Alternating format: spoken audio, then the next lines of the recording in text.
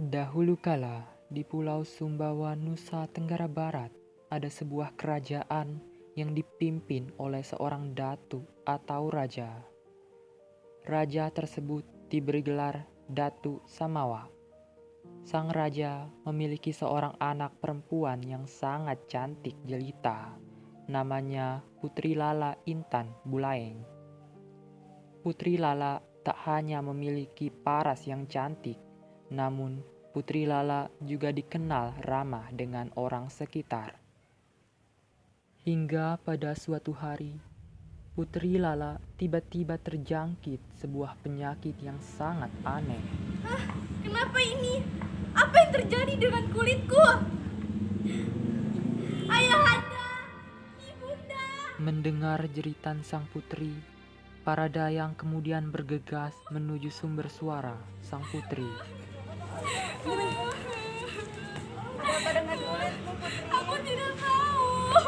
Ada apa dengan kulit Tuan Putri, Dayang?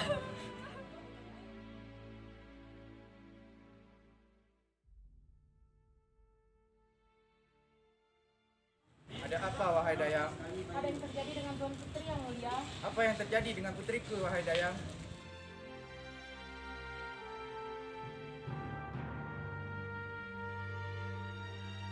Ketika mengetahui kondisi sang putri, Datu dan Permaisuri kemudian bergegas berlari menuju sang putri. Ayahanda, ibunda, mengapa kulit Ayahanda bisa seperti ini? Tenanglah, putriku. Ayahanda akan berusaha untuk mencari bantuan untuk menyembuhkanmu. Tenanglah.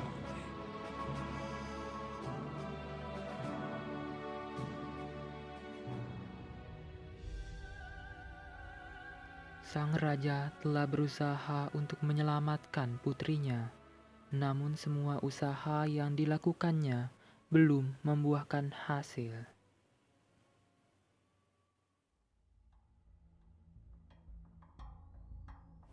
Datu Samawa bahkan meminta bantuan pemimpin kerajaan lain untuk mencari tabib sakti guna menyembuhkan putrinya.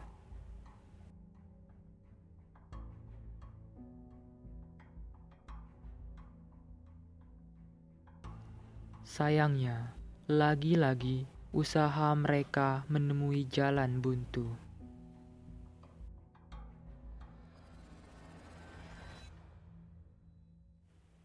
Bertahun-tahun sudah Putri Lala mengidap penyakit aneh itu. Namun, selama itu pula masih belum ada yang mampu menyembuhkannya. Raja kemudian merasa sangat putus asa.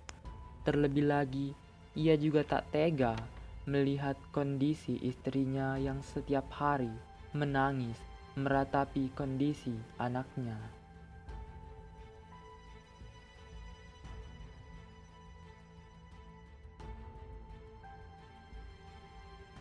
Dan pada akhirnya, sang raja menemui penasehatnya untuk meminta pendapat tentang apa yang harus dilakukan selanjutnya.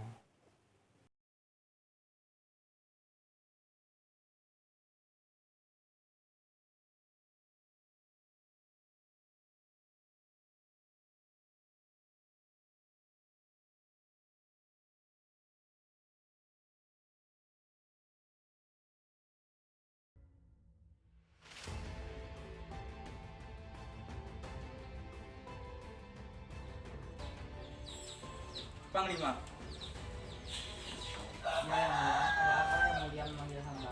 Sebarkan sayembara ini ke seluruh pelosok negeri. Barang siapa yang mampu menyembuhkan putriku, maka baginya akan kuberikan hadiah. Apabila dia perempuan, maka akan kujadikan anakku.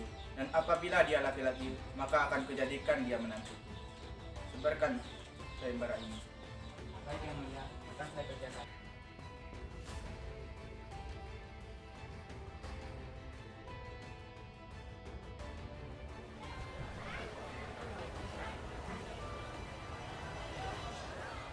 Berita tentang sayembara itu kemudian menyebar seantero negeri.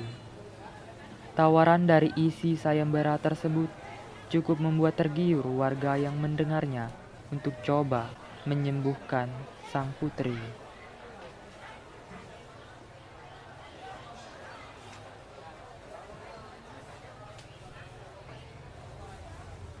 Ternyata berita tentang sayembara itu juga terdengar hingga ke pulau Sulawesi.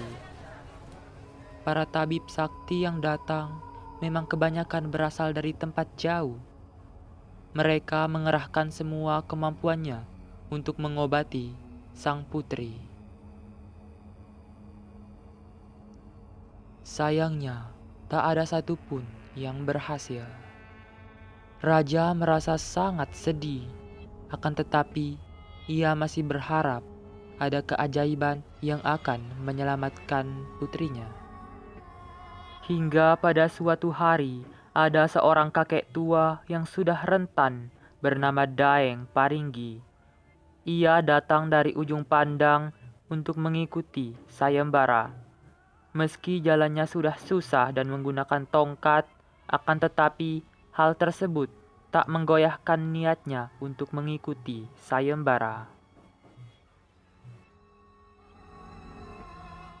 Yang mulia raja, ada seorang kakek-kakek tua yang ingin mengobati sang putri. Bawa dia masuk. Baik.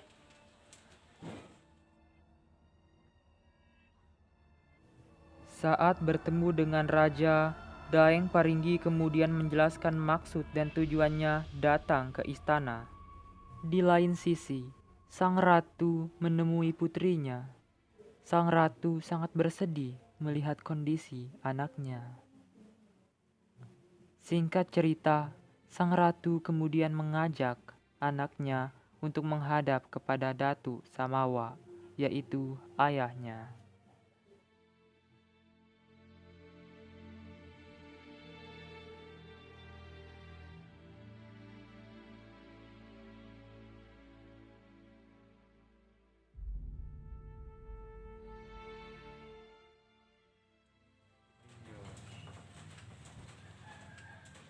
Kakanda, ini putri kami.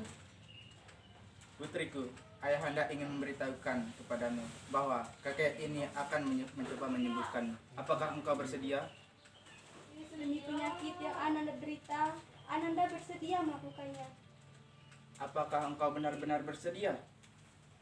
Jika kakek ini benar-benar mampu mengobati Ananda, Ananda rela melakukannya, Ayahanda. Ayahanda, Ibunda, izinkan Ananda untuk pergi mengikuti kakek ini. Jaga dirimu baik-baik. Berhati-hatilah di sana, putriku. Baiklah, Ibunda. Panglima, bawalah kakek ini. Baiklah yang mulia. Dayang, pergi temanilah putri. Baiklah, Yang Mulia. Ikutilah aku.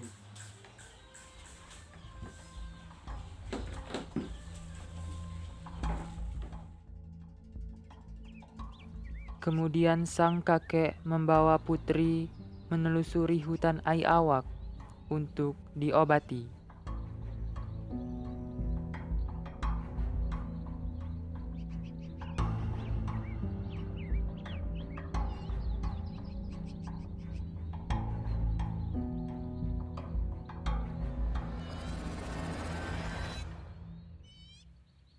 Dengan perasaan yang sudah pasrah, sang putri kemudian mengusap lengannya, wajahnya, dan anggota badan lainnya. Tak lama setelahnya, sontak ia merasa kegirangan karena penyakit yang dideritanya menghilang. Selesai menyembuhkan Tuan Putri, mereka kemudian kembali ke istana untuk menghadap kepada Datu Samawa.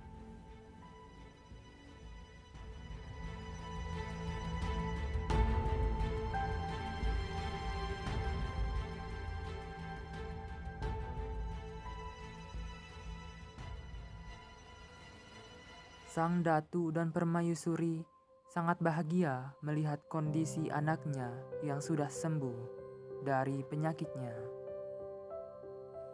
Setelah itu, Daeng Paringgi menagih janji yang ada di dalam sayembara.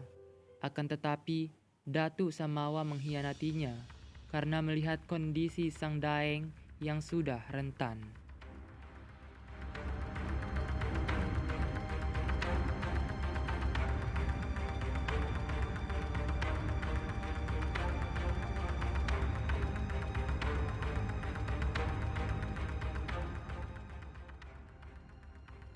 Setelah keluar dari istana, Daeng Paringgi kemudian menuju ke ujung Tanjung.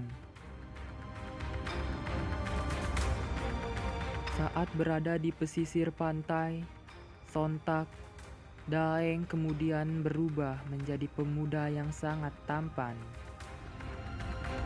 Hal tersebut membuat Putri Lala Intan Bulaeng yang ada di belakangnya terkaget-kaget melihat perubahan Daeng Paringgi.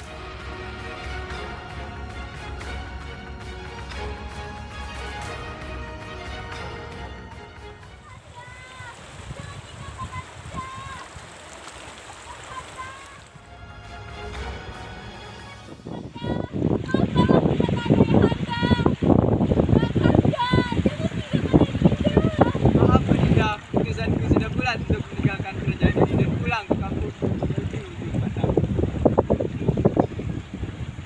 Putri Lala kemudian merasa sangat bersedih karena ditinggalkan oleh Daeng Paringgi.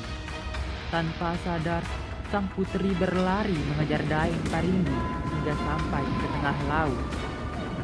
Akhirnya, sang putri yang malang tersebut meninggal karena tenggelam. Sejak saat itu, tempat itu kemudian diberi nama Tanjung Menangis untuk mengenang kisah sedih Lala Intan Bulaeng dan Daeng Paringgi.